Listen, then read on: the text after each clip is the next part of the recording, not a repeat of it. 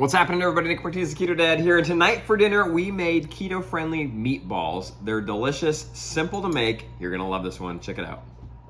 All right, let's get started. We have a pound of ground beef here ready to go.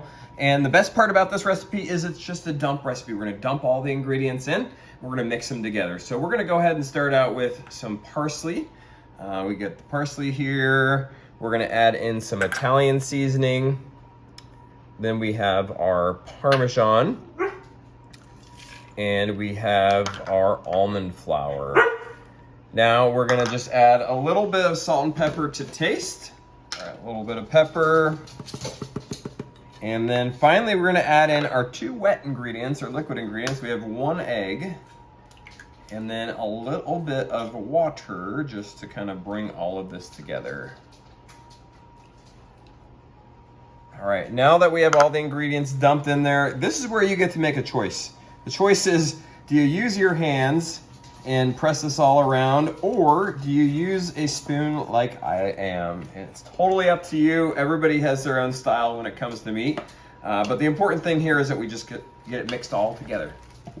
Okay, now that it's all mixed together real nice, you get to start to make your meatballs. And this is where you can kind of choose your own adventure. Right? You can do large, like 2-inch size meatballs. You can do smaller ones. It's totally up to you. I actually like forming them with a cookie scoop, and then I come in and I form a little bit more with my hand, but this way I can make them all equal. Personally, we do kind of a medium size. We make about 12 to 16 meatballs with a pound of ground beef.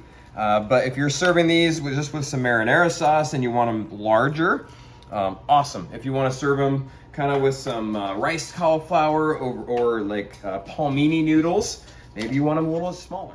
All right, so I've got these all formed, ready to go. I transfer them to a slightly larger pan. They cook a little bit faster that way when you give them a little bit of space. And we're gonna transfer them to a smaller pan once they're cooked through and add the marinara sauce. So I've got the oven preheated 350 degrees. We're gonna cook it for 20 minutes here, and we're gonna be good to go. All right, 20 minutes is up, and we have ourselves some fully cooked meatballs. Now you can see they definitely, all of the fat from the meat comes out, which is no problem. It actually cooks it down real nice. Now we're just gonna transfer these to a different pan, and they can be a lot closer together in a smaller pan, and we're gonna top it here in a second. All right, now that we got all the meatballs transferred to our smaller pan, we're gonna go ahead and add our Rayo's marinara sauce. And we're just gonna top it. We usually use almost an entire jar for this part. And then just gonna let it settle down on the meatballs.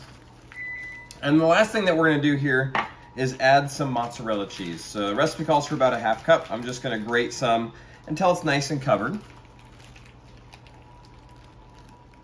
All right, now that I got the cheese nice and spread on there, I'm gonna cook this at 350 again for another 10 to 15 minutes, essentially just to make sure that the cheese melts and the sauce is nice and warm.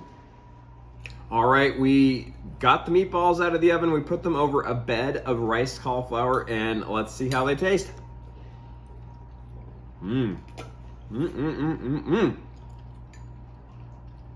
They are delicious. 2 thumbs up for this one, and you know what? The family loves them too.